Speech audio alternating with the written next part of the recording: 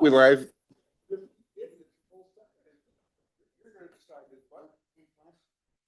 Yeah.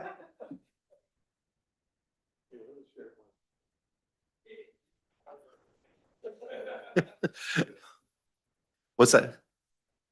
Yeah, I see Ally's up. All right, it is 9 o'clock and welcome to the 2026 initial budget hearing.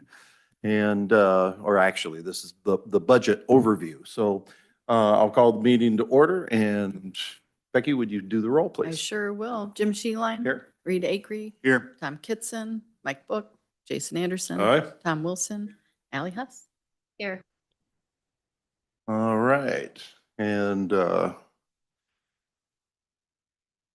Sheriff and Bob and Dean are here. I'm glad you guys are here as well. And all right, we don't have any minutes because this is the first meeting of this cycle.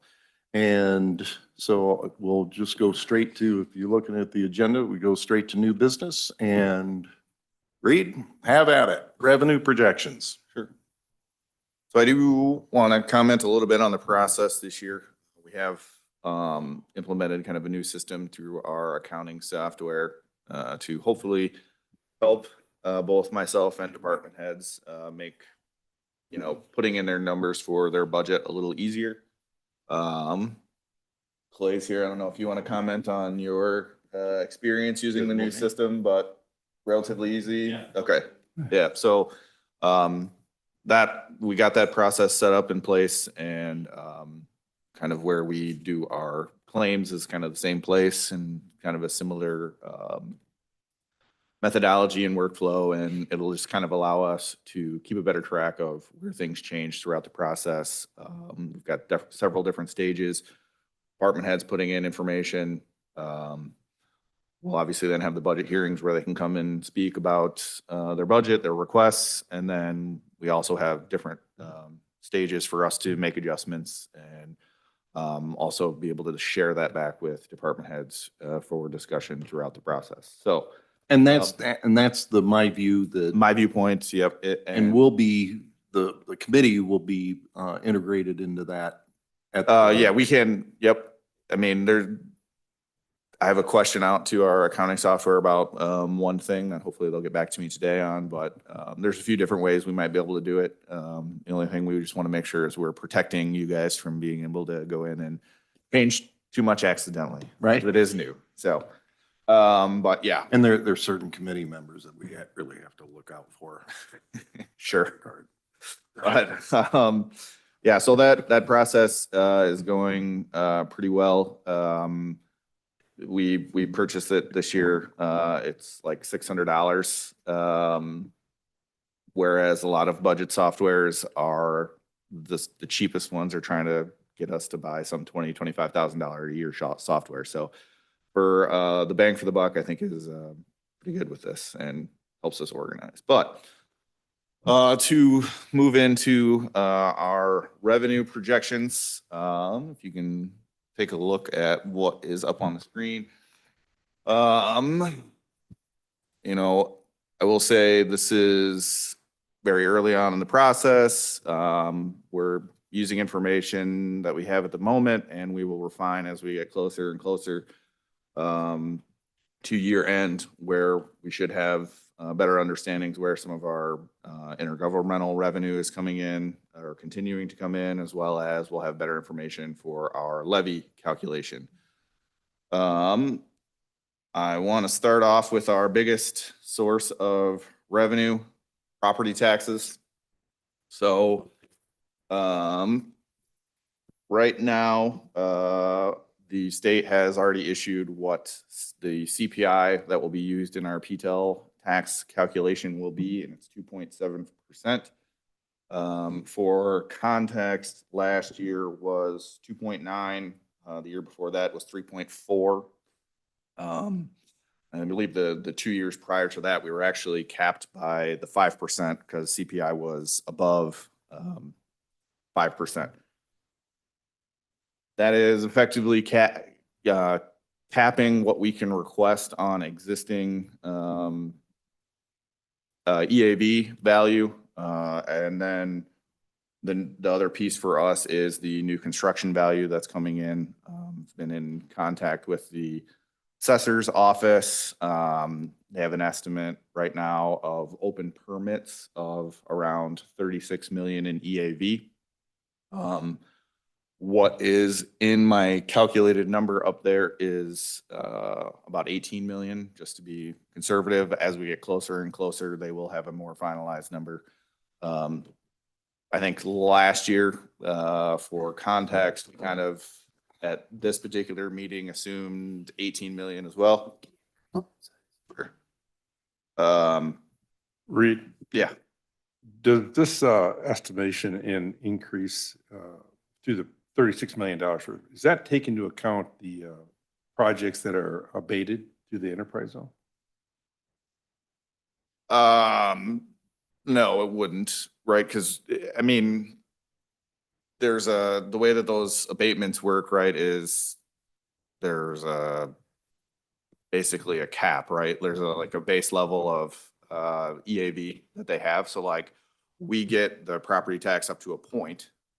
But any time that EAV goes above and beyond that cap, that like would go to either TIF or something like that. But we don't really have any abatements that the county is issuing, right? But different municipalities will offer abatements, and they can work in different ways. Some will be like a whole abatement where everybody's taking the abatement. Some of them won't necessarily apply to us. Well, the enterprise zone, though, if something's built inside the Lee County, Lee Ogle Enterprise Zone, there is a set abatement schedule based on the value of the project. So, of course, it wouldn't necessarily, if it's brand new construction this year, it wouldn't impact for probably 2 more years, because you got to get build it, fully assess it, and then abate it. So right now, you may not have this detail, but are there projects in the mix that are rolling off of abatements that will add taxes to the base?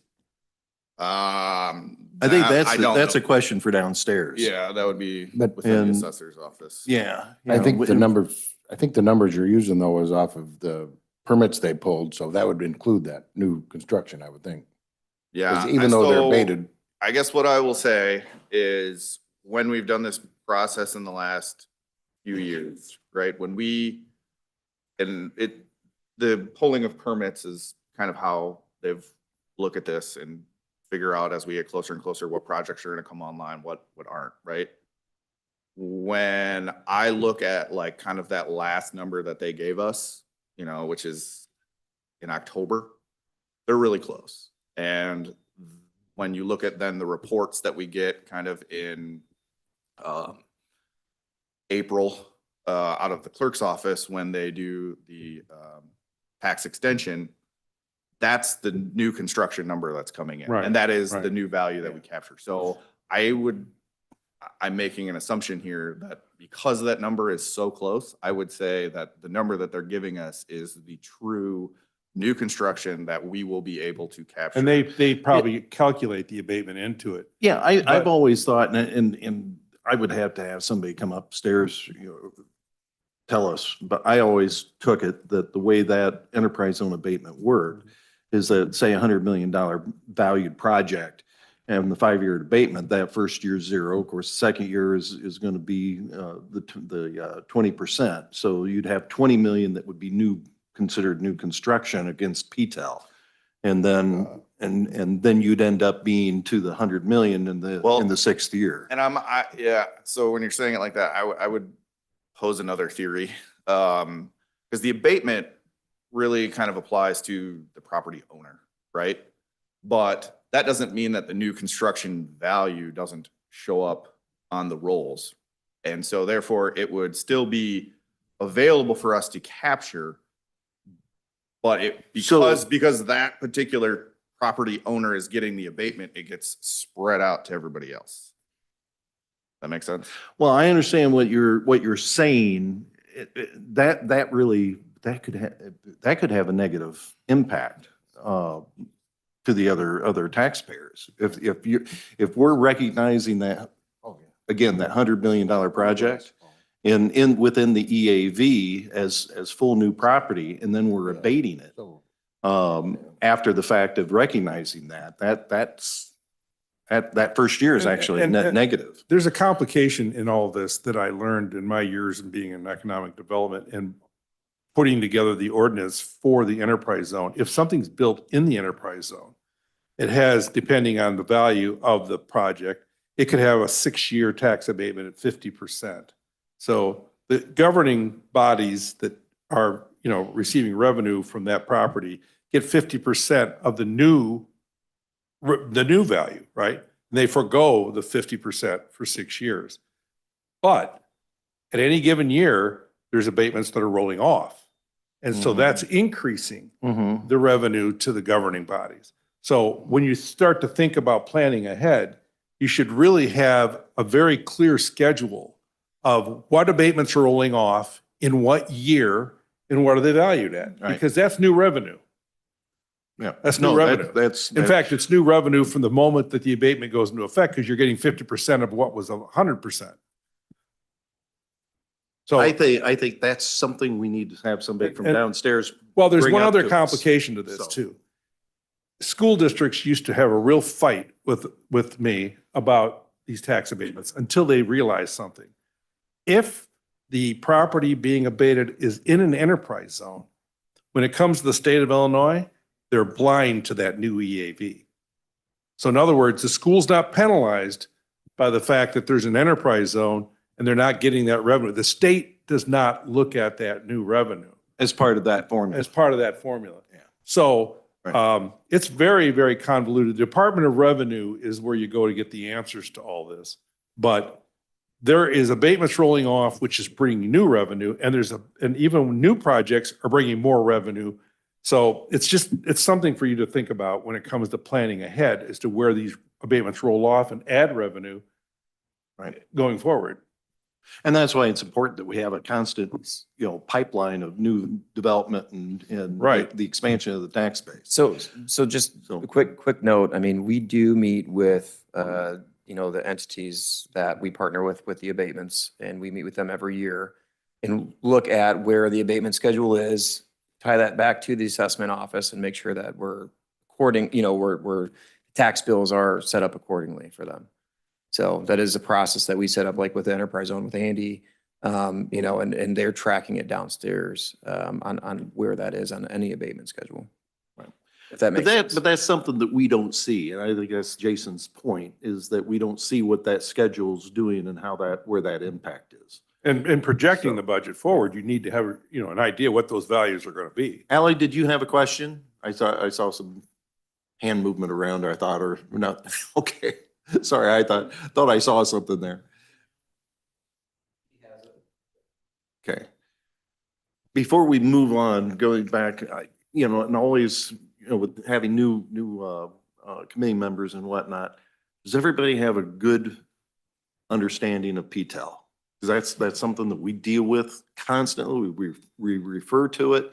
And a lot of times, those of us who've been around a while, think automatically Those everybody tax knows what it caps, is. right? The PTEL's tax cap. Property tax extension limitation law. So when, and otherwise known as tax caps, they're really not a tax cap. We look at it as a tax cap, but there is provisions that you can raise. I mean, if we wanted to raise, once you get up to your limit, that 5% limit, if we wanted to go beyond that for whatever reason, you can. You have to go through a referendum. And which can be very expensive, very painful, and the property taxpayer doesn't want to do it. So we always look at it as a wall because of the difficulty of going through that. But I just, want to make sure that, if anybody has any questions or wants an explanation of how that all works, to have that clear in their mind, because we refer to it constantly. But do we understand what that means? So before we move on, I throw that out there. Okay, everybody good? Ally, you good? Okay. All right. Yeah. Yep. Sorry. No, so kind of the assumptions for this year's calculation, is our 2.7% and our 18 million in new construction at the moment. You know, that increases our, levy amount that would normally be, hitting, county general by about 300,000. Probably a little slightly more than that, but rounding made it a little easier. However, as you can see, my projection amount for 2027 is actually decreased for what is hitting county general. So there's a reason for that. Two things. First, one, we kind of talked about it a little bit last year. We have the new Veterans Service Officer, full-time individual that is now part of our staff, based on a mandate from the state of Illinois. We obviously then have an obligation to fund that position where historically we had not had to. So we need to raise our levy within the veterans levy block, right? So with that, you know, making adjustments to any of those other levy amounts that don't hit county general decrease what we get to levy, the remaining that we get to levy for in county general, right? So we're projecting a $50,000 increase in the levy amount for veteran services for that particular position. Then the other piece, And Reed, that falls under service income? That veterans, no, that's so, well, this is just looking at county general revenues, right? We levy for stuff outside county general. So we levy for county general, we levy for the TB fund. You know, some of these are like required minimum levies that we have to do. The TB fund, highway matching, the other ones. That's kind of the major ones. What we're getting to is we levy for the health department. There's a minimum levy within that. It's still, in the last few years, we've actually decreased our levy amount for the health department because they were being able to go get grants and fund their operations, and they had a very healthy fund balance within the health department. And that was a few years ago. We're getting to a point now where I think, you know, as of today, their fund balance is 110,000. And I think the goal originally was to keep them right around $500,000 in fund balance. So another reason for the decrease in county general property taxes, we're going to have to divert some of that property tax levy to the health department too. And so that is our property tax levy amount is increasing, but we're going to have to divert some of that to other restricted areas for veteran service and the health department. Extension is another one. Extension. But that's really small because I think that's. Yeah, 1%. Yep. Yeah. Yeah. Social services as well, right? Yeah. About 100,000. Yep. So, you know, with that, right, if we're projecting kind of less general fund property tax revenue that we can use, you know, we're gonna have to potentially have some tough decisions in terms of approving budgets. And again, this is a conservative estimate at the moment, right? As we go forward, we can, you know, get a little bit better information, get a little bit better, but I think at this particular point in time, to be conservative is preferred, so that we can have those conversations early. I mean, other things that we're looking at, we have 2 union negotiations that we'll need to do in the upcoming months. And additionally, you know, at the moment, our estimate for health insurance is going to increase by 25%. So we have that we also need to figure out how that's going to slice up the pie. And then as we go through the department budgets, you know, you'll see that increase in the health insurance, that'll flow through. Yeah, all yep. those. Yep. I guess, you know, like I said, as we get closer and closer, further and further through the year, right? The assessor's office has more accurate numbers. They know they have a better understanding of what exactly is coming online that will be able to be included in that property tax levy. It could, maybe it goes up to 25 million, right? And so there's a little bit more that we can capture. For perspective, last year, I think our initial estimate at this particular meeting was pretty close to 18 million.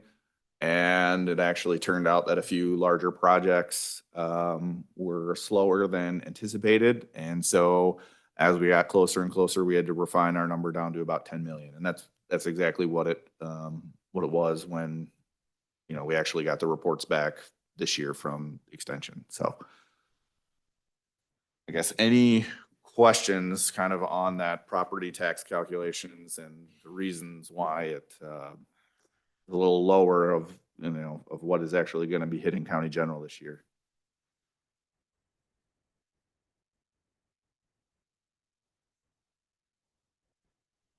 Not, Yeah. Just a point, and I know I sound like a broken record, but when you look at 44% of the county's budget comes from property tax. And again, the idea of bringing more industry, more businesses into Lee County is so critical because of the fact that 44% of our budget is dependent on real estate taxes.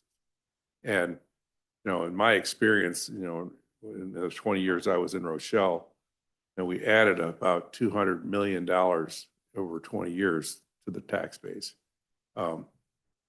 Rochelle's flush with money, but we're not there as a community yet. And so the idea of what you got to do to build the infrastructure, build the plan to expand and to bring businesses. Yeah, you know, even as radical as it sounds, even a data center. I mean, the data centers in Rochelle generate huge amounts of revenue that keeps the tax base stable. So bringing big projects is really important. Small projects are important too. I mean, I'd oftentimes happy to have $50 million projects than one $500 million project. But economic development has got to be a focus because we depend so heavily on that particular source of revenue. I mean, and then, I mean, if you're thinking about it within the tax base, right? It shifts the burden from home ownership Right. to commercial. Right. And And left industrial. Yes. So, I mean, yeah, anything we can do. The one thing that it's not fast, right? I mean, like we can have projects that we know are happening with 95% confidence, but it's going to take them 3 or 4 years to be complete Yeah. with that project. And we don't actually capture that new additional property tax revenue until they are up and running and in service. So like you're talking about something that could theoretically come online in 2029, while we're not going to capture that until probably like 2030 or 2031 tax rolls. And that could be a project that is well on the way right now. All right? these solar So- projects, there's what, 11,000 acres permitted at this point in time? The solar, what 17,000 acres? What kind of revenue can we forecast that those solar projects are going to bring in? Oh, I mean, we can do it relatively easily. I mean, it's basically the megawatts is what determines the The assessed value, value. right? The state has a very defined calculation for how that is done. And so if you know the megawatts, the only thing that you're projecting out is the factor that you multiply the megawatts by. It does adjust for like CPI adjustments. So, Mhm. you know, hey, I know this is going to come online in 2029. I can use today's factor, but it's probably going to get adjusted for CPI over the next 3 years, right? So, you know, it's good to do that analysis in today's dollars, and then it's also good to Mhm. see, hey, what if I project a normal CPI adjustment for the next 3 years, right? We've been in pretty stable times in the last 3 years. It was 3.4, 2.9, 2.7. You know, 3%, 2.5%, you can get pretty close to what that EAV will be and what that projected revenue. And you're in the loop when it comes to kind of understanding what is happening in terms of these projects being actually shovels in the ground and kind of being able to then forecast based on construction schedules. Yeah, I mean, it doesn't. The assessor's office does that calculation. They've showed me how it works. I mean, it's pretty simple, like, and they're the ones that know and go out and look and see where the project is, right? You know, so I know how it's calculated. I'm not the one going out and checking to see if shovels are on the ground or where they are in terms of the project. They let me know when it's completed. You basically have, you know, if it's completed June 30th, well, we know it's just going to be included in our calculation that we're going to have to do by November, right? And so they know that. And it's the DevNet software does a very good job of tracking that and putting that in there. So, You know, the reality for those projects that we're talking about, we're not going to see the revenue. County's not going to see that revenue until 2030. The new construction portion of that, say a project takes 2 to 3 years to build, Mhm. do you get, is it spread over those 3 years, that new construction? no, so Or it's is kind of it- when it comes, when when it it is comes done, when online? it's yeah. So like, I mean, so let's say something comes online on December 1st. So you could actually capture that. That is kind of like a no man's land for us, right? We've already would have had to pass the levy. And so kind of hard to like know if that's going to happen or not, right? We do our best to estimate it. But what would happen is, say that's a $5 million EAV. Actually, let me change that. Let's say it's a $12 million EAV to make my math a little easier, right? If it comes online on December 1st, it's prorated. So we're actually only going to capture $1 million of EAV in that tax year. And then the next tax year, we're going to get the other 11 million. So that's kind of how you think of it. None of those solar projects are abated, right? They were supposed to be in an enterprise zone at one point in time. The only one that I am not 100% sure on how to answer that would be South Dixon, but I don't think so. You know, and again, if you look at just a per megawatt basis, I mean, the Illinois statute cost basis is $218,000 per megawatt. So, you know, by the time everything comes online, you could just base it off of that. And then obviously you have a depreciation schedule that we have to work on. No wind or solar is abated in the county that I know of. That exactly, that I'm aware of as well. Is any other questions about the new construction and how that factors in? I guess any other questions on property tax as a whole? Now we'll kind of move on to our state revenues. Sales tax, that's kind of been our very strong performer over the last few years, usually coming in over our estimated budget amount. You know, for example, this year, I mean, with income tax and use tax, PPRT, those are somewhat difficult to project just because they are really influenced by the state of Illinois. And so those have all been slightly below our projected amounts, but sales taxes come in higher to make up for that difference. And so I can, based on the numbers right now for this year, coming in above our budgeted amount. I'm projecting an increase in those sales tax numbers. You know, again, these are conservative estimates just because we've got another 3, 4, 5 months of the year of data that we'll get and see where it's coming in. So, you know, maybe slight projections upward, but nothing like, it's not going to be another $300,000 or anything like that, right? So, the other thing that we have to worry about with sales tax would be economic downturn, right? That would, just generally decrease the spending amount of all of our, people and businesses within Lee County, and we would get less. So I'm not saying that there's anywhere that is projecting a downturn in the next year or so, but it's something that we have to be aware of and try to plan for the best that we can. Sometimes it's completely out of our control, right? So, yeah.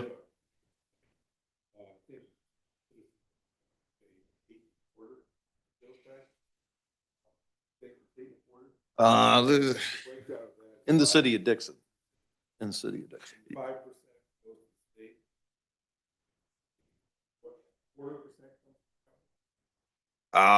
It depends, right? And it depends on where you live, or not where you live, sorry, where the purchase is happening, right? If you're purchasing something in Dixon, that could have a totally different total sales tax rate than something purchased. Sure. So.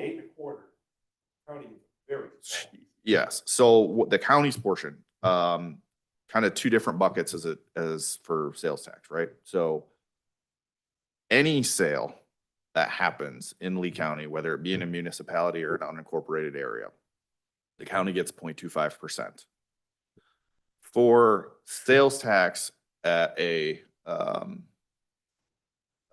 business that is in an unincorporated area, so not in Dixon, not in Franklin Grove, whatever, right? They then get like 1.25%. Sorry, we get 1.25% for those sales. So kind of depends on where you're buying, right? I mean, the 1.25% for something purchased in the city of Dixon will go to then the city of Dixon, right? As opposed to something in an unincorporated area that comes to us. That makes sense? And then the public safety sales tax, that covers, yeah, and that's 1%, and that covers the entire. 0.5%. Our public safety tax. Right, I'm 0.5. thinking, yeah, yep, that's right. School's got, yeah, We're 0.5. yeah. 0.5. Right. So, in that's for all sales in Lee County, right? So that's acting more like that 0.25% bucket, the countywide sales tax. There's just another 50 basis points that are being added on that for the public safety tax. And for the public that's watching, you can actually go out to the state of Illinois' website and put in where you live, and it will basically show what your breakdown is for sales tax, and it'll show where all of those different buckets are and where it's going, right? So it would show that, hey, if you're buying something in Lee County and you live there, 0.5% of the total sales tax is going to the public safety tax. And what all the other municipal. Huge percentage is in Dixon or Franklin or Ashland. It's in the Amboy. municipality. Yeah, So, yes. I think the point I'm trying to make is 0.25% of sales tax is what the county gets, most of all the sales. Yep. And with the number of services and the amount of staff, what the county government provides, thinking about how small that sales tax, that revenue, it's a significantly small amount, but I think. Yeah. And I mean, it's a bit of a goofy system because we are providing services to everybody, right? And that's why we get the 0.25, but it kind of seems odd that a municipality gets all of that when yet we still have to provide all of those services to them too, right? There's not usually, we don't have a huge overlap of services between the city of Dixon and what we provide. They're probably providing a lot of utilities and stuff like that that we as a county don't have to do. The one probably major one would be, public safety services, but yeah.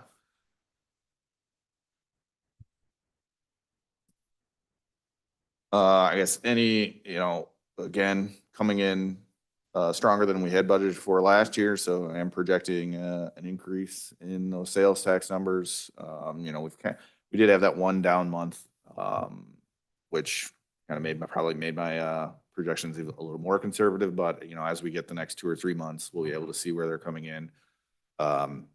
This past month was kind of made up for what that downturn was, and we've got the numbers for next month already as well, and they're continuing on that same trajectory of coming in strong. So I think we're good to still project an increase in sales tax numbers. Any questions on sales tax? And sorry, one thing to point out, this sales tax number is what is going to county general. It is not including what is going to the public safety fund, right? So, Yep. So, there is more going into public safety. Right.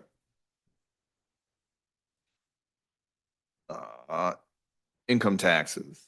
So, we get a portion of the income tax that the state of Illinois captures every year for individual and business income tax. Also, I think what funds that bucket is, personal property replacement tax. That is included in there. That one is a little more difficult to project. That is very determined on how the state is kind of divvying up that money. They have, obviously they're now into their next fiscal year. And the next month or two, they will send out information regarding PPRT and about what municipalities will be able to project out for that. It's been relatively accurate. It's kind of hard just because, our fiscal years are not the same. So yeah, they'll tell us, oh, it's an increase of 2%. And so and it comes in so irregularly that, yep, we'll get that 2% increase, but then the next year, we're still in our same fiscal year, but then they drop it way down and then we short ourselves. But it's kind of held over the last 3 years of being within like 500,000 and 650,000. So, for perspective, 4 or 5 years ago, right, it was coming in probably closer to 1.5 million. Income tax, so far the state has projected out kind of a small, like less than 2% increase in income tax. However, we overshot on our budget estimate last year, so we were a little high. It's probably going to come in a little lower than our budgeted amount for FY26. So, we're kind of probably right around our similar budgeted amount for FY26, just because we've kind of over budgeted last year. Well, you can see the impact on that. That was, that $1.5 million to almost $1.6 million. Yeah. Decrease over time. And, there was talk, I believe, the state of, we get a certain, or municipalities get a certain percentage of that available bucket. And there was talk of reducing that. And it was reduced, in 2014? Yeah, so the local government distributive fund was decreased from 10% to 7% in 2014. This last session, they were looking at decreasing it even more. Luckily, they did not, so we're safe for now. But I could see that as another bucket that they're going to try to reach into in the future. And that we have to. A lot of lobbying to preserve that, increase it. And UCCI did a great job at that this year. I mean, they actually, I was down in Champaign and Ryan McCreary came in for an event that we were doing as that was stabilized. And it was a very exciting, update. So for everybody that was down there. But yeah, they're going to continue to lobby for us. They do a great job. And that's another, difficult thing that we have to deal with, right? So, basically a revenue source that's outside our control. And if the state does something, it completely changes what we have to do, and we have to adjust, accordingly. Well, So, it has an oversized impact on our budget. yeah. And that's why, I mean, here the state of Illinois is we just passed the largest state budget in our history. And we're going to be, next year will be over $60 billion. And the pie that downstate and local governments get continues to shrink. And whether that's, and it doesn't mean, well, we had the boost and temporary boost in road dollars, but how long is that going to? And that really is just a patch over what we've lost over the last decade. So it's disheartening what's going on. Chicago claims that they're subsidizing us, but at the same time, we all have needs that have to be covered, and it's getting harder and harder. And that drives,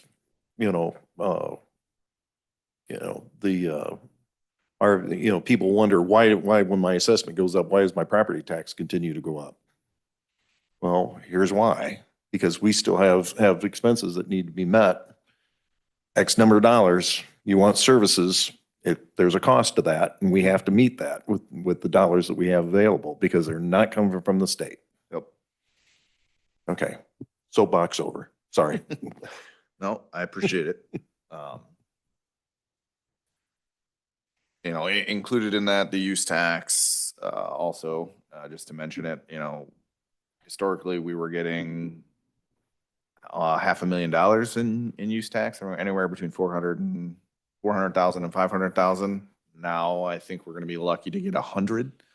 Now, part of that is, a shift over to sales tax, so we're getting some of it, but I think just the way that it's working out, we're maybe getting shorted a little bit just because now they're looking to any retailers to see whether they have nexus in a particular area.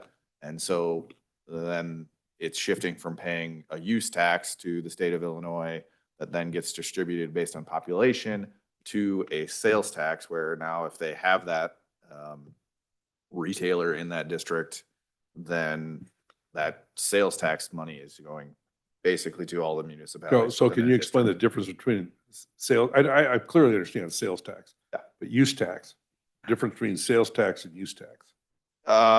It's more for, well, at least in what we deal with, it's more a service being provided from or physical good where a vendor doesn't have nexus. So it's just going to the state of Illinois to capture, and then the state of Illinois is just distributing out.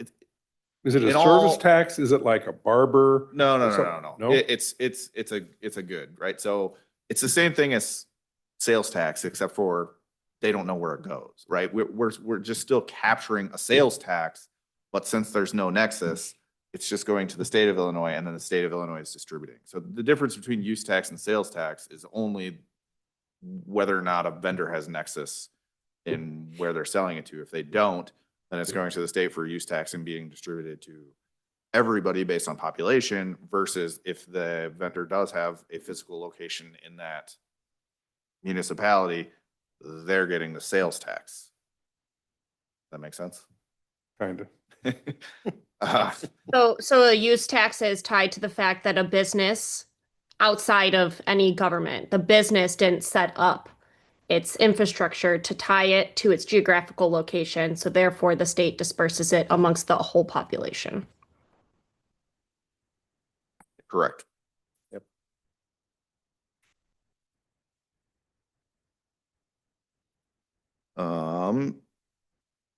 I guess, those are our major sources of revenue that come from either the state or our sales tax numbers, but still distributed by the state.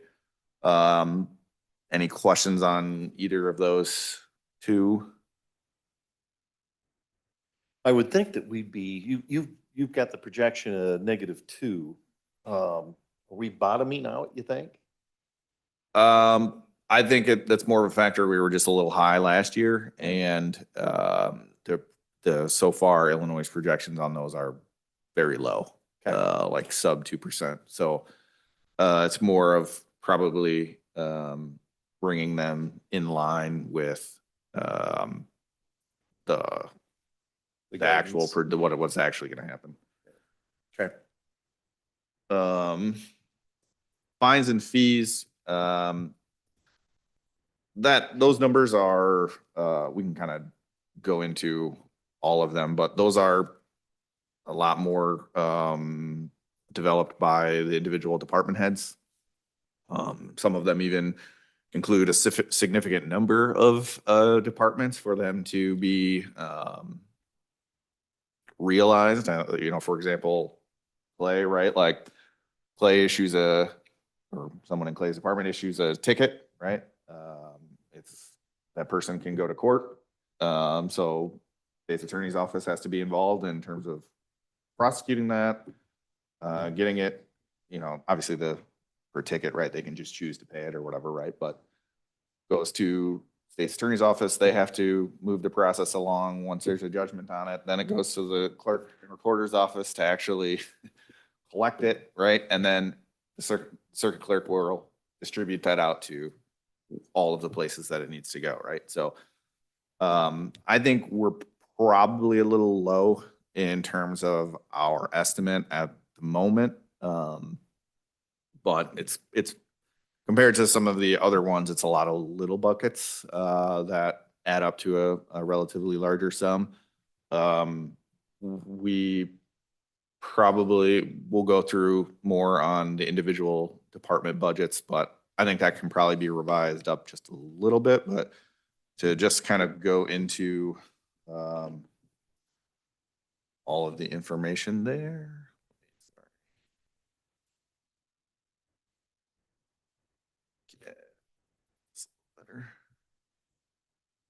But I think it's fair to say that the projections that we had going into the public, the Safety Act is actually ending up pretty accurate. Yeah, I think it's maybe taken a little bit longer for us to experience them, but because there's still some like dragging on throughout the process. But yeah, we are seeing like a slow tick down of that within like the circuit clerks. Because as I remember, I think we were projecting, what was it, almost a $450,000, $500,000 hit in that area every year. Go back 5 years and go through your of what the budget was. I mean, I know we can go back 5 years and see how accurate we were on our projections. Yeah, absolutely. Yep. I can have that No, pretty quick. Yeah. Yeah. No, Yeah. I think you're right on that. Yeah. So the no cash bail was a $500,000 hit to us. Mhm. Over time. Yeah. Yeah. Um, And that even doesn't state what our true cost was. Yeah. Because there was mandates involved in that Clay and Charlie had to do that increased our costs over time. We had to hire another ASA. We had the additional state law that for the cameras and all of that stuff Now, do I understand there's supposed to be some reform to this? There's some that's a discussion Clay question. going to be reformed. Fingers crossed. Hopefully. Apparently Springfield, as part of the Illinois Sheriff's Association, they have a pretty good lobbyist. The governor's office says they're willing to talk and move. So time will tell. Yeah, election cycle. Keep the check working.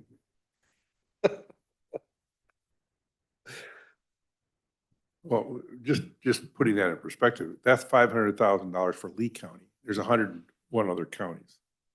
The hit that has got to be hugely dramatic. If it's 500,000 in a county our size. Yeah. Well, if Charlie was here, he'd tell you how many ASAs the DuPage County had to hire. We were having a hard time finding candidates because the collars were sucking up all the law school candidates that wanted to go into district attorney's offices. It was crazy. I mean, they're on call on the weekend, right? I mean, because there's a time limit on how long we could hold someone before they see a judge. So they got to be available potentially on a Saturday night if that's when the time limit's going to, or, you know, need to be satisfied, or, and that goes for the public defender's office as well, in terms of they need to be on call. Do you have a significant accounts receivable amount that's not paid, fines that are not paid, fees that are not paid? Do you have a, I mean, a lot of that is going to be done within like the circuit clerk's system, and especially as it pertains to the courts. I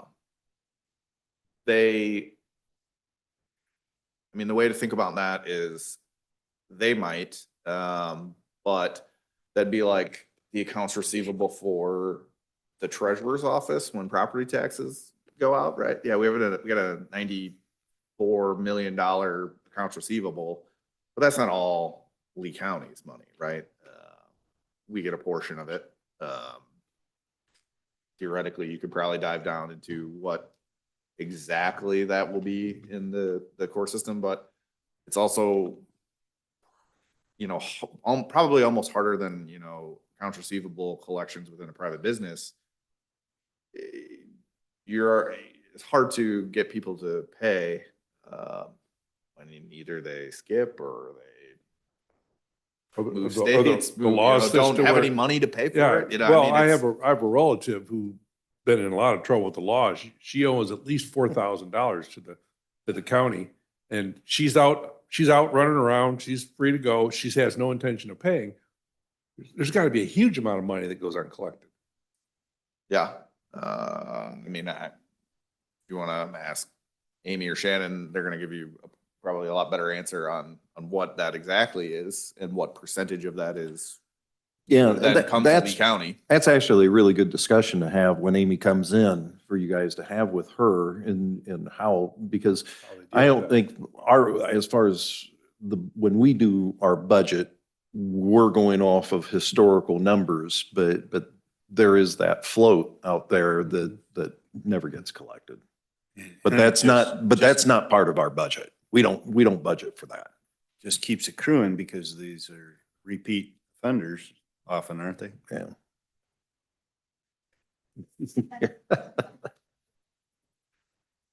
But you like to get paid. I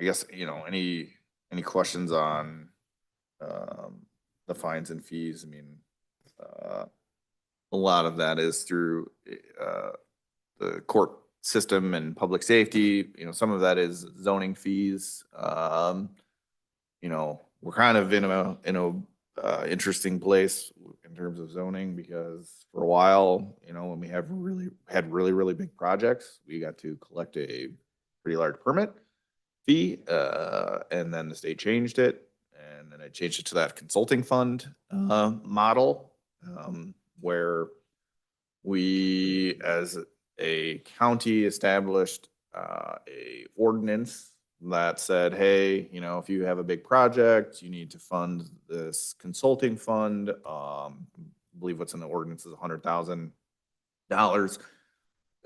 You know, our department heads for smaller projects don't make somebody give us $100,000 if the project is really only going to cost us like 10 or 15,000 in terms of expenses, right? So they do modify that based on project size and stuff like that. But our ordinance is that, you know, you give us $100,000, we get to charge against that our actual incurred costs for hearings and time for Alice or Joe to be working on a particular project, you know, paying out for attorneys' fees and stuff like that, engineering costs and whatnot. So we kind of pay all of those things out of there. But at the end, when the projects can be closed out, the remaining balance basically gets sent back to the developer, the project owner. this is kind of a very different model. That money is not ours really until we have some sort of expense to post against it. And now I believe that they've switched it again since then. So like that whole consulting fund is not going to be necessary. I mean, we do still have some projects that were developed under when that was in place. And so we do need to continue to keep that process going until those projects are, Have rolled off. rolled off. But, so, we're being rather conservative in terms of what, those zoning and permitting fees might look like, out of zoning and building. But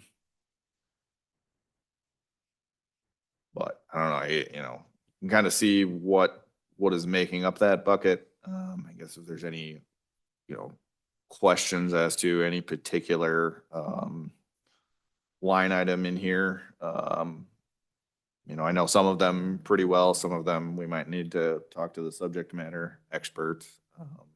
But that's kind of kind of a lot of little things make up that relatively larger balance.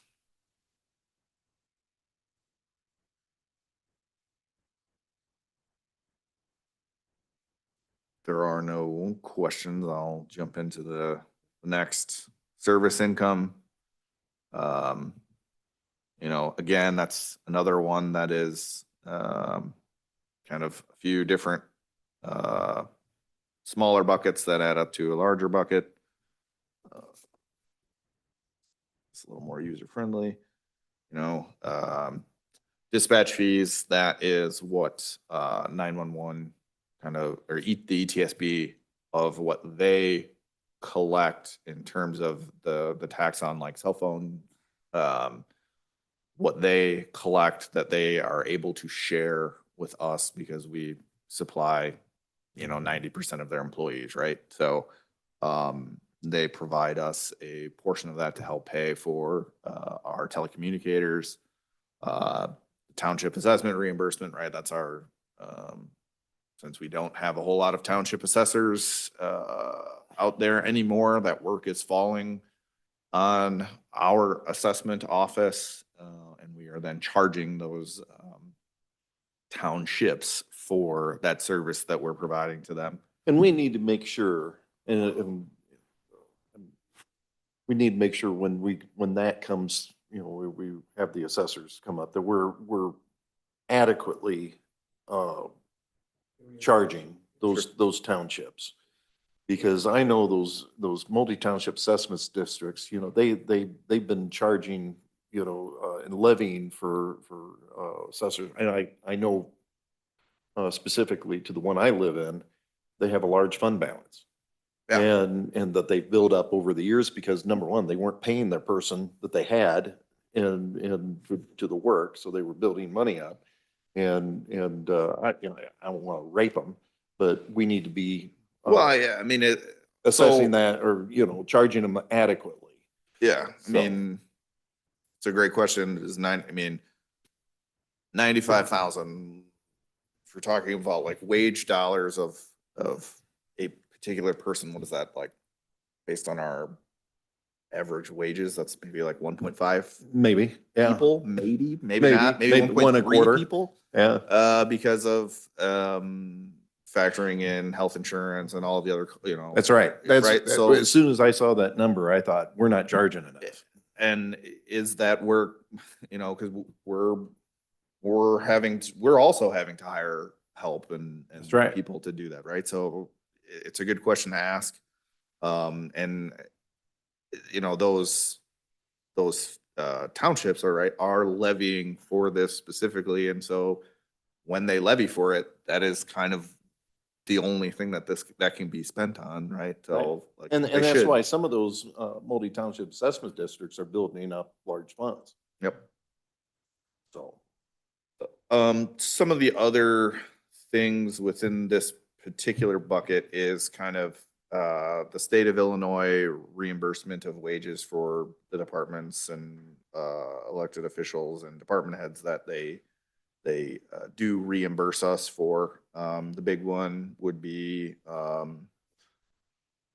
probation, right? They reimburse us probably in the ballpark of 85 to 95% of our wages within the public defender, or excuse me, the probation department. It's not 100%, and it doesn't include any of like the employer related cost, just the wage side of things.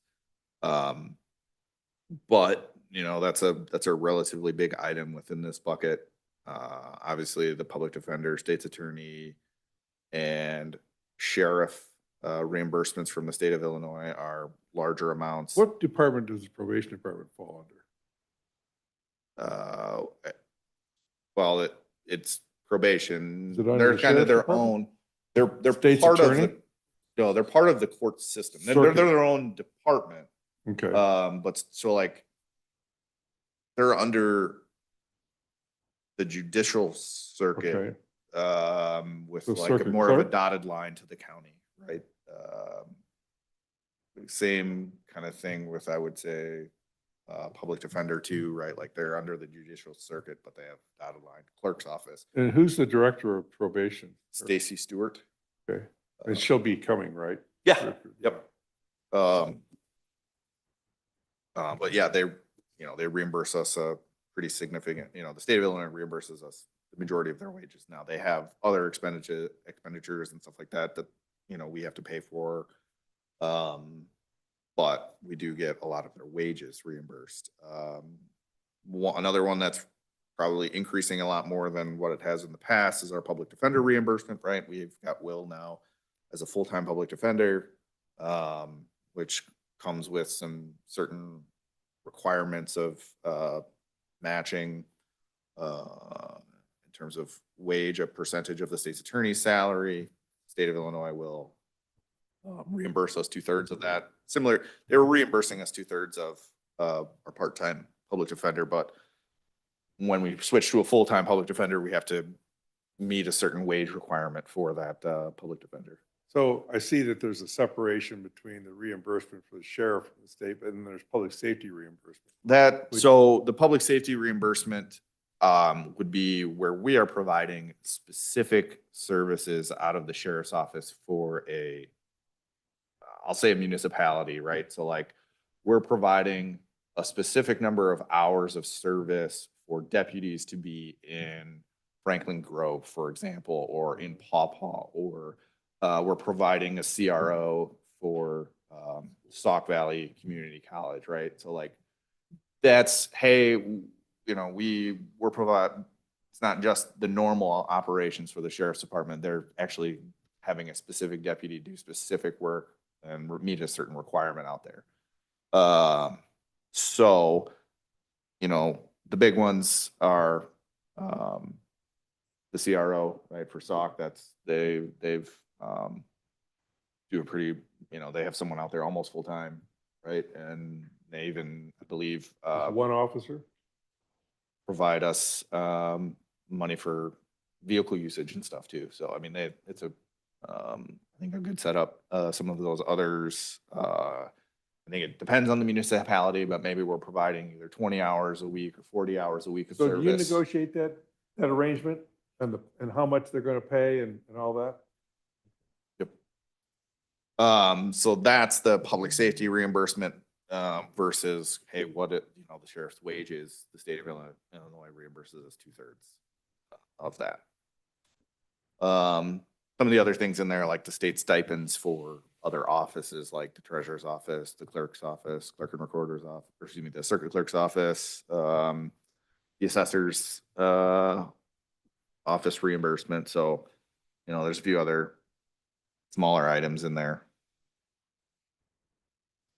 But I guess any questions on kind of what makes up those buckets? Kind of, again, a lot of smaller items that kind of add up to the larger. Is this all done on a formula by ordinance, by state ordinance, state law? How are these decided? I think that's all over the board. I mean, It's what? It's all over the board. different depending on, Yeah. you know, so like the dispatch fees, that's something that we have an agreement with ETSB based off of kind of what our wages are, what what came in for them, they kind of calculate at the beginning of the year, hey, what amount are they able to provide the county to help defer the cost of the wages of the telecommunicators, right? So that's kind of an agreement that we have with ETSB that we reanalyze every year. And we kind of talked on the township assessor reimbursement. That's kind of agreements that we have with those township, multi-unit townships or townships to provide assessor services. All of the ones that are state of Illinois ones are probably more so defined by statute. So some of them are, hey, you'll get 2/3 of what their wages are. Some of them are just the stipends that they reimburse us for. It's not really like, oh, we got that much revenue, because we turn around and pay out the elected official or other official that's getting that stipend. And actually it kind of hurts us in a way, because they give us $6,500 for the stipend. But then when we turn around and pay it, we have the employer costs of FICA, Social Security, Medicare, and the IMRF costs for those individuals that comes out of our pocket. So they give us 65, we pay out 65 to the individual, and then we have additional costs on top of that. So kind of hurts us a little bit more than it helps us, but. Right. I guess any other questions on kind of what makes up the So is it- service income? I guess question for Clay in regards to the SRO, do we revisit that amount? I'm just thinking, we've got the FOP contract coming up. Did we do that on a 3-year basis, Clay? I believe we did 4 years. 4 years. Last time, and it increases, I think, 4% each year. Okay. That SOC pays. Yeah. All right. I was thinking some of those had. Franklin each Grove, contract is different, Ashton, but everyone they- increases per year. Yes. Yeah. You got officers in the schools, the grade schools and the high school as well? No, we don't. We Oh. only have SOC. This sucks. Because those are all usually within a municipality, right? So like if you're talking about Dixon, right? Oh. The city of the Dixon city is of probably Dixon providing provides. their service officer. Yeah, there's an agreement similar to what we Yep. have with the college. Dixon Public Schools has with the city of Dixon to provide that SRO. So before we leave that, and before I forget, I saw Jason Lamondola last night, and I complimented Jason. Having the academy has been such a huge advantage for us to have that. If we didn't have that, you'd be scrambling even more like we used to. And I don't think that's something that people even know, or very rarely even encounter, that that's happening out there at the community college. And what a great addition that's been. And those guys that put that together, Been very beneficial to Northwest Illinois as far as getting our training, getting our slots. I mean, before, sometimes you had to wait 3-6 months before you can get a slot, before you can put somebody in. So that's. right. Is that down in Champaign, right? That was in Most of the time, Champaign, yeah. I lived in the dormitory that shared their lunch room with the firefighters and the trainee police officers. Yeah, yeah. Yeah, I just wanted to mention that because I'm not going to be around when you do your hearing, but really, I told Jason, we really appreciate all the things that they're doing out there, so. I guess if there's no other questions on that service income bucket and other income, a lot of that is going to be interest rate driven. Over the last 2 years, we've slowly seen a trickle down in terms of interest rates. Now, they kind of started to hold steady recently and maybe even ticked up just a tiny bit. But we've kind of, we're kind of facing two things. One, our fund balance within capital, right, has slowly gone down over those few years as well, since we've done some of those bigger projects. And then also interest rates decreasing, right? That's why, forecasting a decrease in our interest rate income. But, there's some miscellaneous revenue that, you can, it's kind of like throwing a dart at the dartboard. But, looking over the past few years, right, it's never really been less than 30,000 over the last few years. So I think that's probably a pretty safe assumption, but sometimes it's 100, but you never know when that thing is going to happen. But yeah, so mostly the decrease in interest rate income is where our decrease in other income is coming from. That could change. Rates could go back up, but we would also experience some other probably negative impacts of, if they were increase rates a bunch, our sales tax numbers are probably going to go down. Right. Right. Bill, could you get back to that breakdown that you Sure. had up there, Reed, and just pointing something out? Now, it just occurred to me, I'm looking at that 2023. The reason why we had so much interest income was that we had the ARPA money sitting there, didn't we? Yeah. That was what that Yeah. was. And Now, is our capital yeah. Well, and we carry could, is going down? I mean, I would say a few things. One, ARPA, while not, maybe directly affecting capital, did allow us to either put more money in capital when we saved over the years, or pulled some expenses out of what we might have used general fund money for, right? It allowed us to build up our capital balance.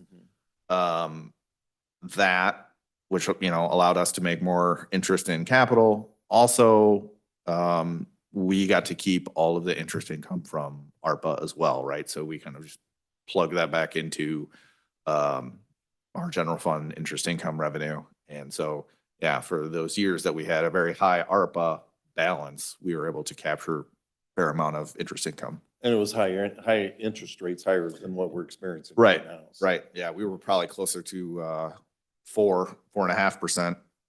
Whereas now, 3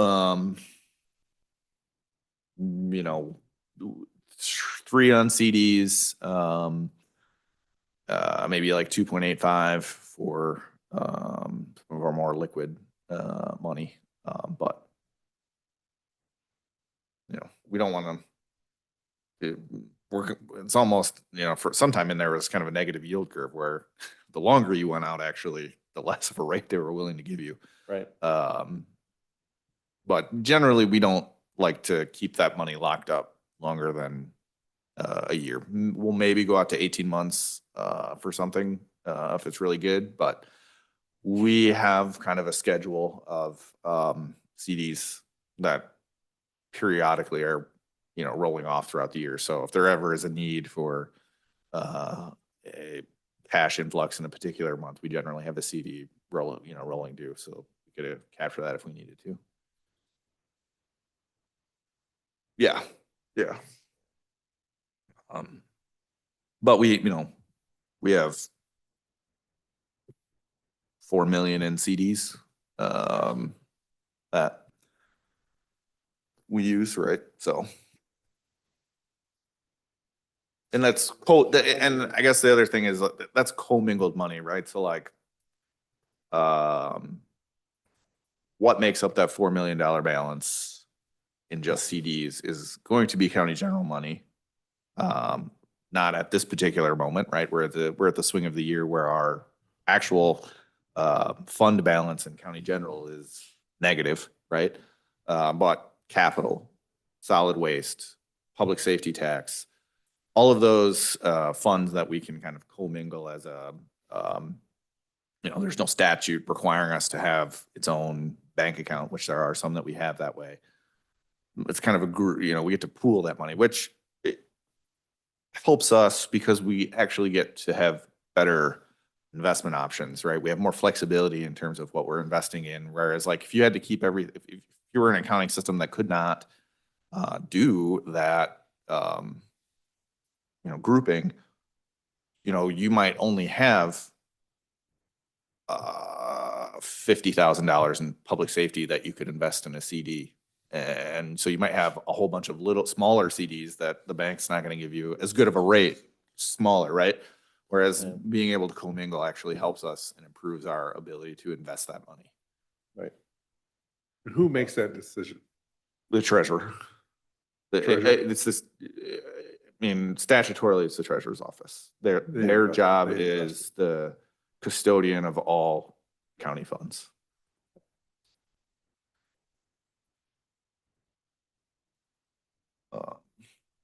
But, you know, I'll kind of jump back to our overall summary, right? So big thing to point out is that we're not necessarily projecting an increase at the moment of available funds for county general, right?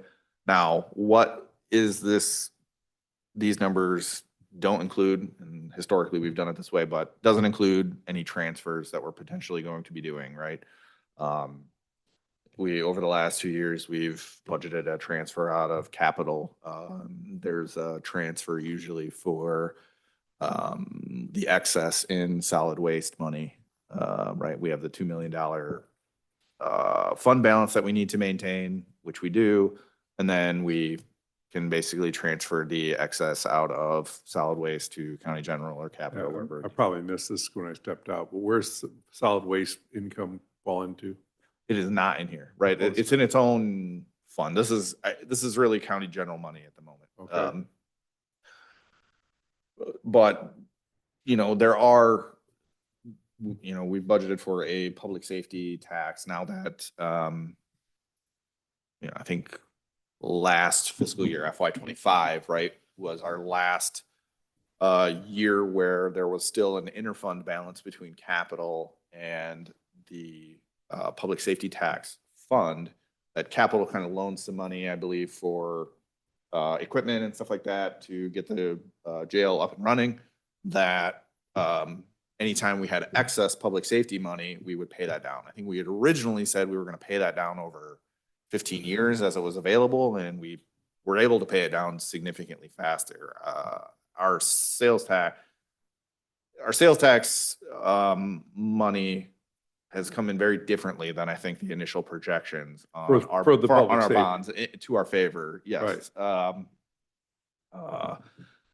So we were able to pay that interfund loan off early and basically paid it off at the end of fiscal year 25, therefore kind of freeing up some public safety money that is, you know, we were able to utilize in terms of a transfer to our county general. We have, you know, as far as showing that we have expenses for public safety related activities, you know, it's pretty easy to show that that's what those funds are being used for. Just to remind everyone that within the public safety sales tax money, right, the first part of that needs to be able to go pay off the bonds that we have. Mhm. We And that's have scheduled to be, that's scheduled to be done when? so we have two sets of bonds. One will be coming due with a balloon payment in March 1st of 2029. It will be 1.8 million. And then the remainder bonds will be paid off, and there is no balloon payment on the second set of bonds, but I believe it will be paid off by 2036. Could you provide the committee with that schedule, Reed? Yeah. Because I don't think I've got that. You know, I I could, got those numbers rumbling around in my head, but I And the don't think I balance have on them that on. bond, you 1.8 million in 2029, and then what would be the balance in 2036? Let me just, let me pull it up.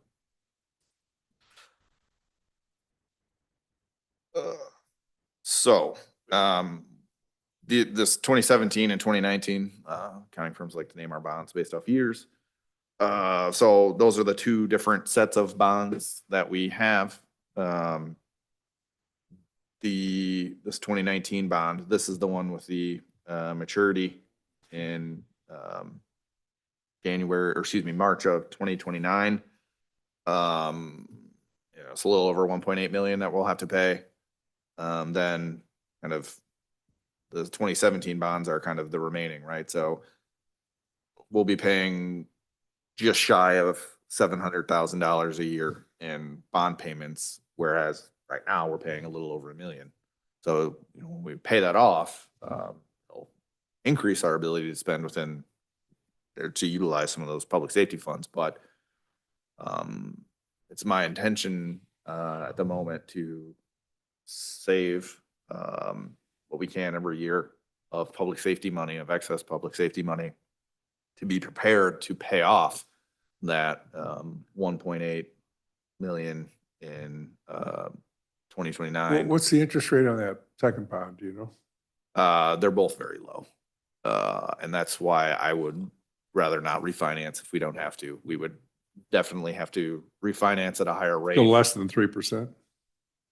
One is less, one is a fluctuates between 4% and 2%, and the other one, I believe, is right around 3%. Right, you know, we could end up at a point where we're refinancing, and because we refinance, we actually end up having less money to within the public safety money to spend every year, right? So, you know, this was our first year of doing that, and where I'm expecting our fund balance to be within the public safety tax fund is kind of right in line where I think we will basically be able to pay off, I'll call it 80% of that,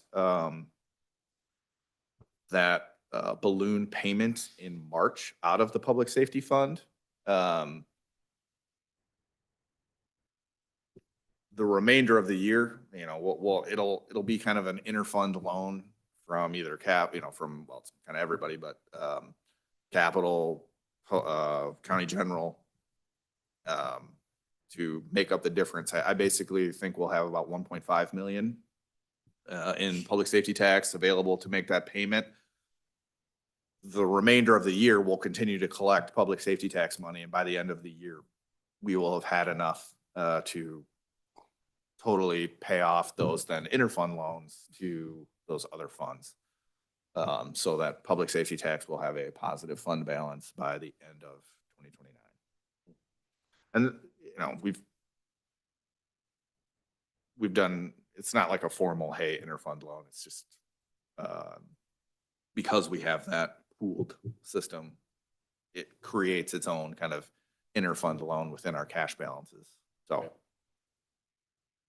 but that is my goal. We can do whatever we can to pay off that bond. Extinguishing debt only makes our life easier in terms of flexibility of how we're spending our revenues.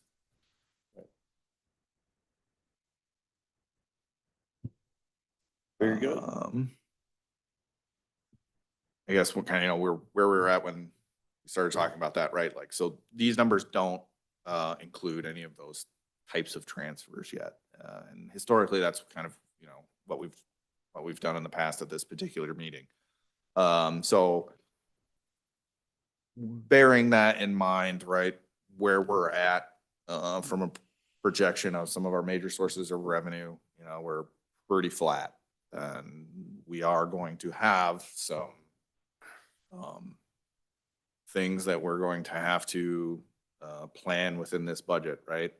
I think we talked a little bit about union contracts that are up. We'll have 2 negotiations going on.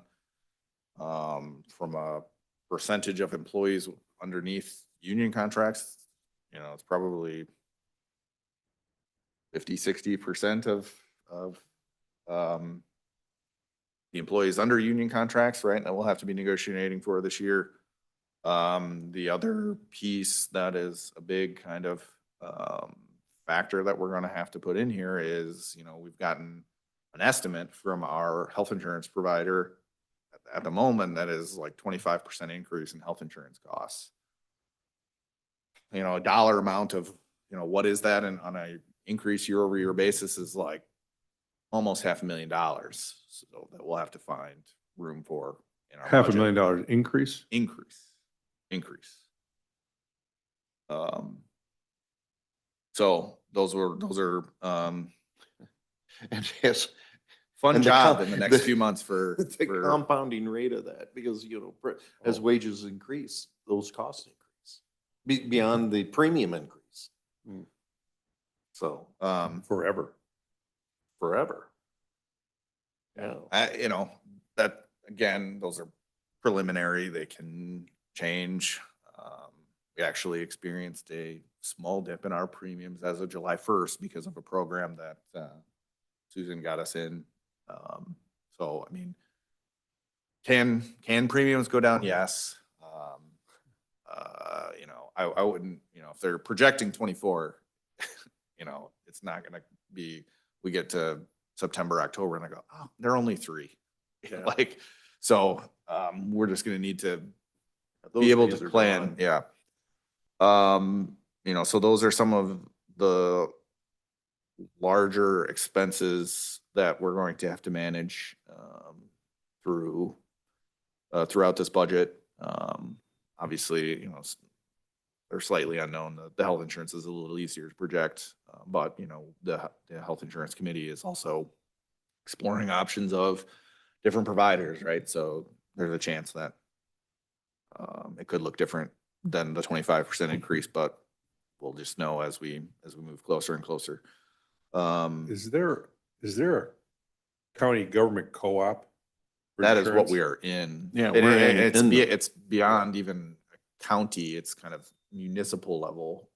So like, not only can we be in, or, the county be in that co-op, the city of Dixon can be in that co-op too. Yeah. So it's kind of a group of municipalities within the state of Illinois that can kind of pool together their resources and a size to help negotiate a lower rate in terms of health insurance. This And is- that has been a big benefit because we've had, and it's based on experience. We went through a period of time where we had just some pretty heavy experience. So that's helped us. And then you have the tranche, basically the catastrophic, which is the Blue Cross Blue Shield piece. So, Well, and then health insurance costs in general, right, are just going up that we need to, that have to be built into there as well. yeah, I complained. Yeah. Oh, Oh, yeah. yeah. right. Yeah, I mean, so what? When Nancy- $750,000 this year for our Oh, our right. insurances for CIRMA, right? Yeah. Up from 700 or 650, something like that. Yeah, That's the health side? that's property, like That's liability property. insurance, Yeah. for the county. Yeah. Workers' comp? We actually don't, I mean, that is included in there, but it is a rather small amount Really? of our total payment. There's like a rider for unemployment insurance, and it's relatively low. Coming up on 10:30, I thought we'd take about a 5-minute break. Ally, before we do that, why open it up? Is there any questions as far as the revenue projections go? Any general questions whatsoever that we want to tackle right now? Ally, do you have anything that you want to ask? No, I do not. Reed, okay. All right, let's take a 5-minute break and let's come back at 10:35.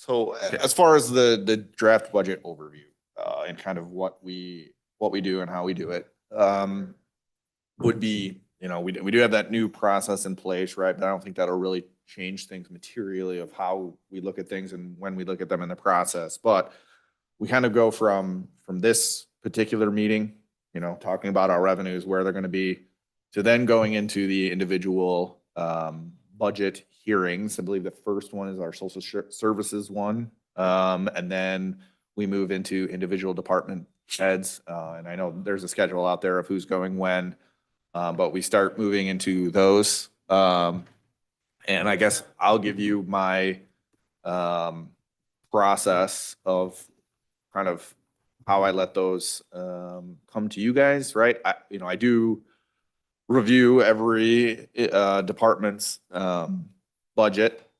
I will be looking for anything that is like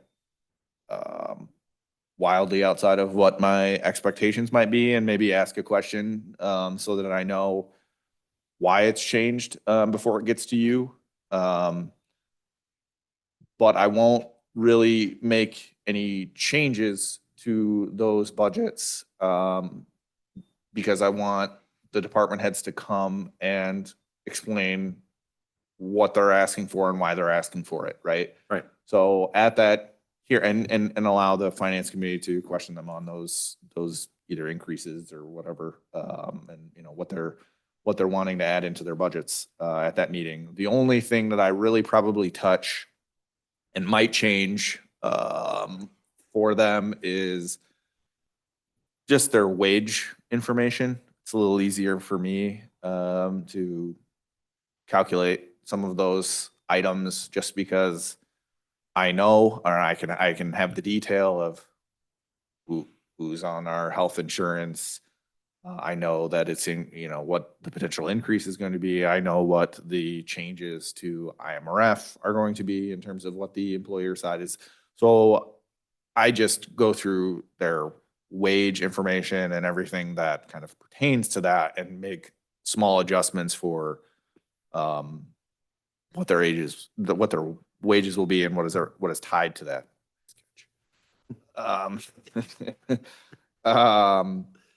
But so other than that, I don't really make any changes at that particular point in time. They come make their case to you guys as to what they are asking for. And you guys are the ones that probably need to have in the back of your mind, hey, where our revenue projections are going to be and where we potentially need to push back on department heads in terms of their spending or one thing that we've done over the last few years is talk to those department heads that do have restricted revenue funds and where, if any, activities that we've been doing and paying for out of our county general fund money could be shifted to their special revenue funds. And we've done that over the last few years and whatnot. So, but those are the questions that I would expect like the finance committee to be asking those individuals. And, for some of them, it's, we probably ask Stacy every year about the probation services fund, but it seems like every year the AOIC or AIOC comes and says that, oh, there's one less thing that you could spend it on, and that balance just continues to increase, yet without any allowable expense to go against it. So, I know Stacy and Judge Acker do a good job of, finding those things that they can use that money for and spending it on, but they just continue to limit it every year. But there are other special revenue funds out there that, we should look at and discuss as to where we might be able to use some of those funds.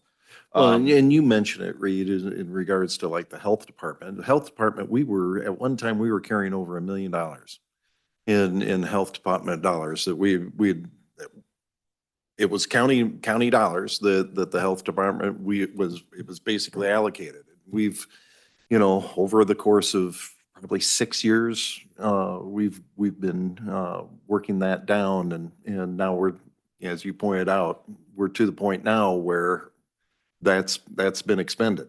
Yeah. And and I mean, another thing with them is A lot of, they do a very, very good job of going out and getting grant revenue for the services that they provide. Yep.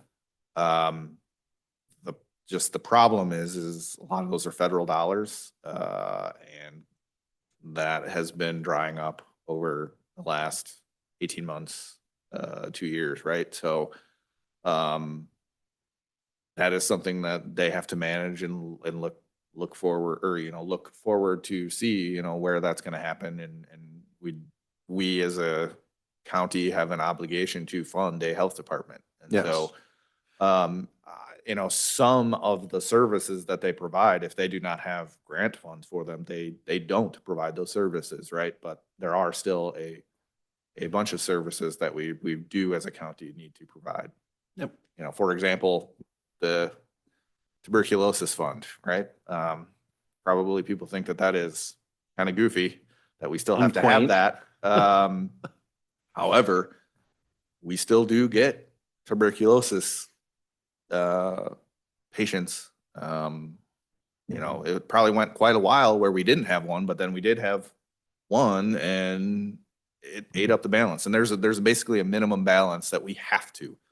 I mean, and that kind of, if I'm getting my timeline right, what is that, like 1910s, 1920s, that was such a big issue, right? I mean, they basically wrote it in statute that you have to minimally fund that every year, and they haven't changed it. So kind of how big of an issue that was, 100 years ago. But yeah, I mean, so, as far as that process, let the department heads come and talk about what their requests are, what their asks are.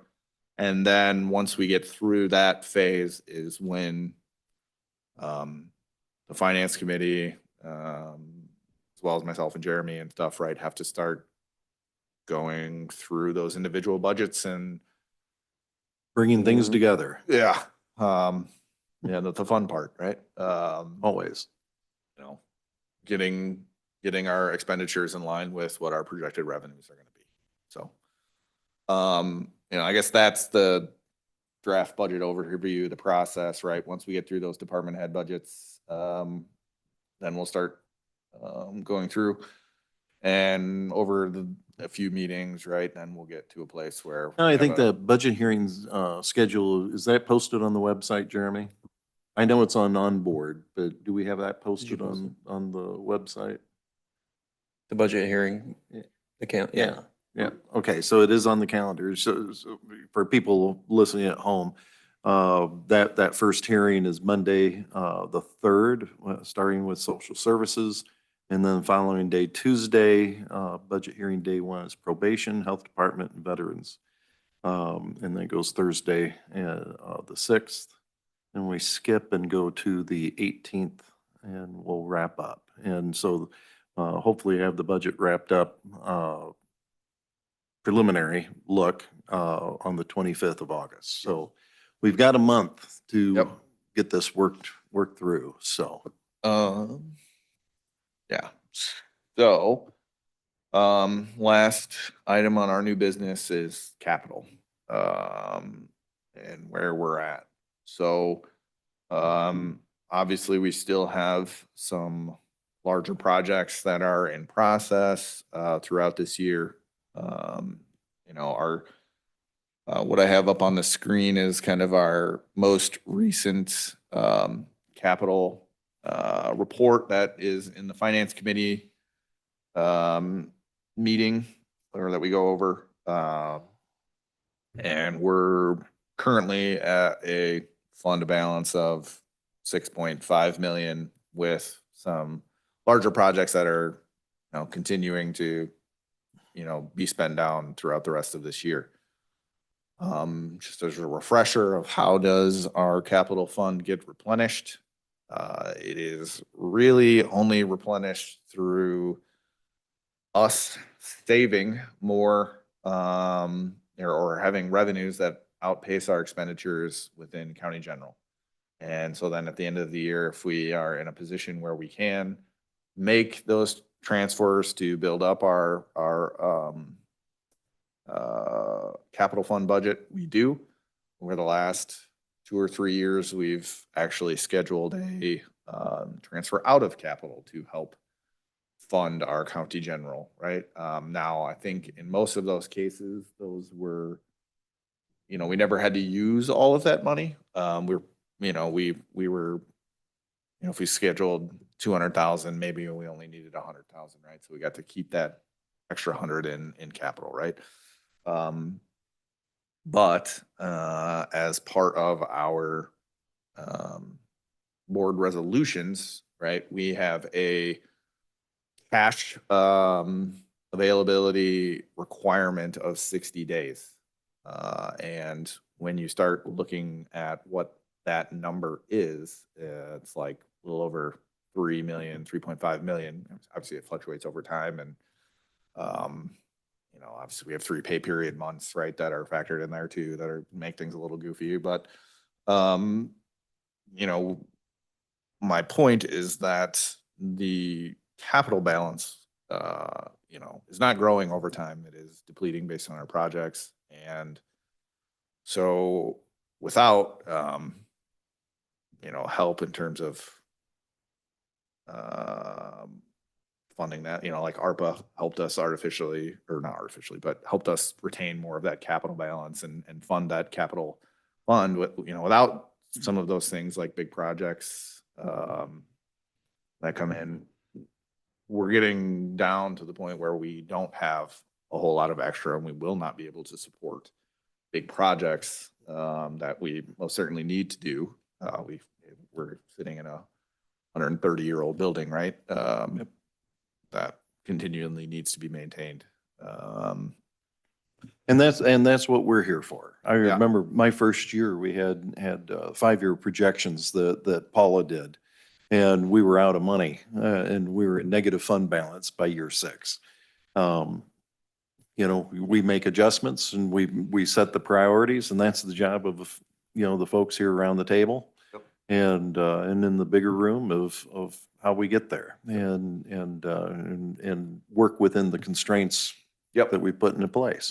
The other, so mentioned that, mostly it's just excess revenues over expenses, and county general is what funds our capital balance. The other is interest, right? Any allocation of interest to that fund through those CDs that we have through our investments at Charles Schwab does, the idea is, or I believe it's the state of Illinois' Attorney General opinion, is that wherever that, when you have commingled funds, wherever that balance that is generating that interest income comes from is where it needs to go. So we allocate every month interest all to those funds where it was generated, minus all of the funds where it says any interest accrued on that particular balance can go back to county general, like that probation services fund.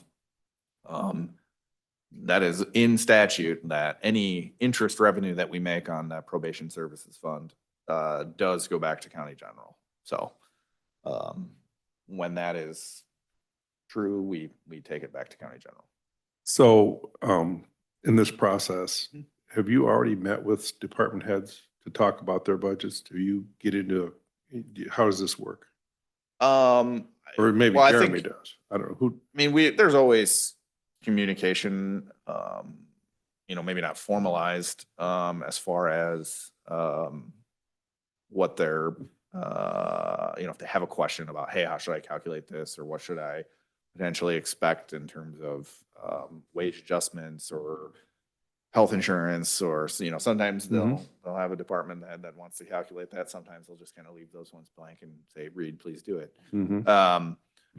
But I kind of want the department heads to present kind of, for the most part, their unadjusted budgets to you guys to say, hey, here's what we're requesting and why, and make their case.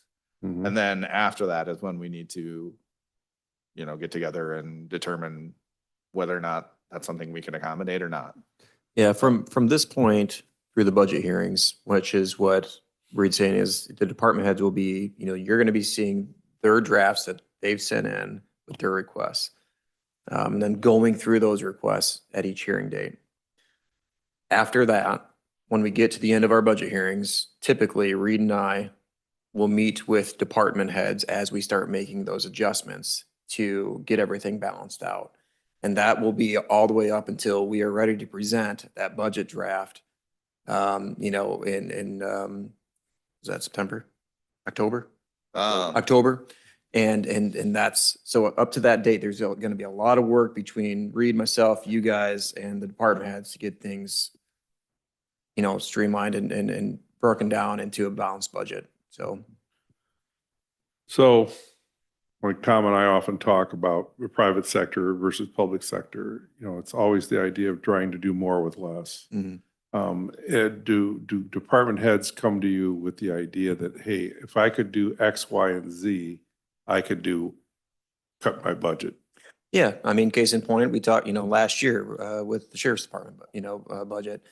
The big thing we always work on is overtime, right? So how do we clean that up? And it was, all right, well, sheriff came to us and said, if I have 2 more deputies on staff, not only are we going to be able to enhance our public safety services to the county, which is desperately needed because of such the large area that we cover, but we should be able to work on overtime. And we work through some of that analysis on how we are working more efficiently and creating less of a budget burden due to that.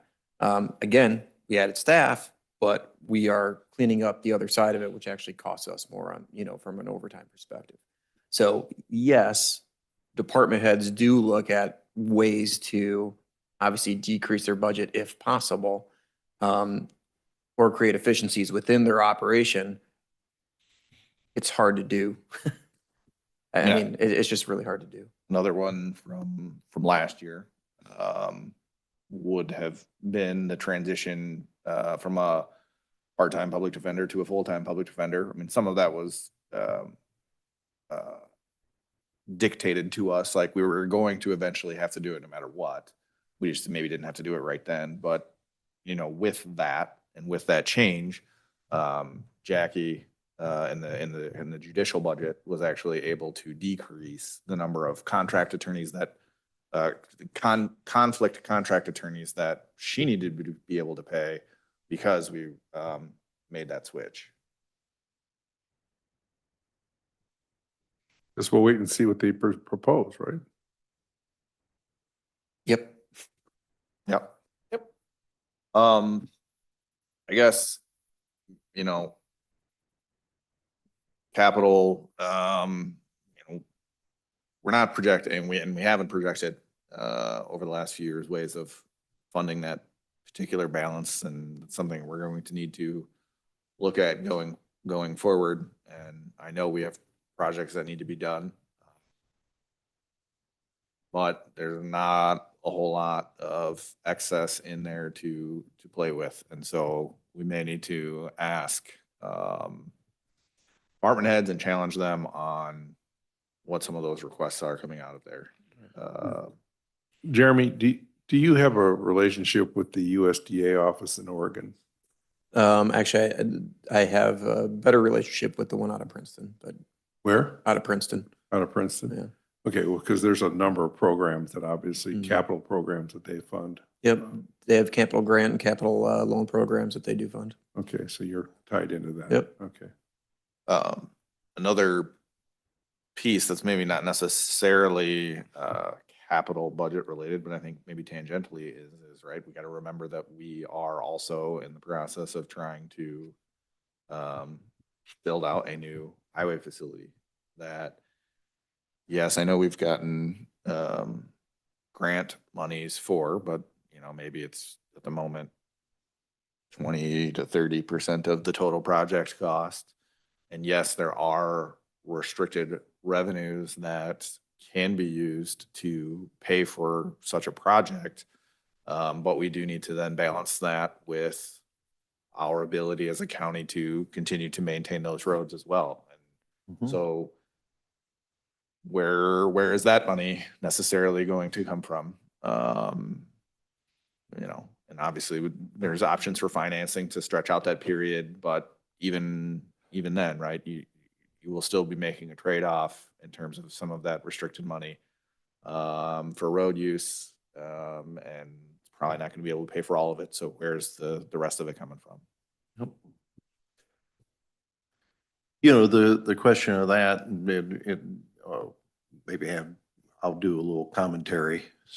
Nobody has to reelect me this year, but you know, the whole reason why we're doing the, you know, people may hear, okay, you're saying you got a tight budget. Why are you building a new highway department? You do that when you're flush or at night.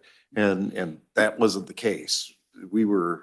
I look at that there was deficiencies in keeping maintenance of buildings over a long period of time that caused a huge backlog of problems that build up to the point where the cost of correcting those deficiencies was greater than what it was going to cost to put a new facility in place, especially looking at it from a long-term perspective. We put a highway department building in, we have an expectation of, Tom, 50 years life cycle at minimum. You know, these are the type of decisions you make, and you you have to look at the big picture. You have to look at things long-term because, you know, the things that we do now have a long-term impact. And that's whether the things that we do in here, things across the street, the LAC, all of those things. And we have to look at that continually, but it has to be looked at long-term in a big picture way. Yeah, I mean, and then the other thing is, it's not fun spending the money. But roofs leak. This roof is, we've been kicking the can down the road for 5 years, and we've been kicking the can down the road for the courts building across the street. We're spending some money to fix some leaks, but at some point, it's gonna come and say, hey, by the way, it's gonna be $350,000. Where would you like to put the money? We don't have it to spend.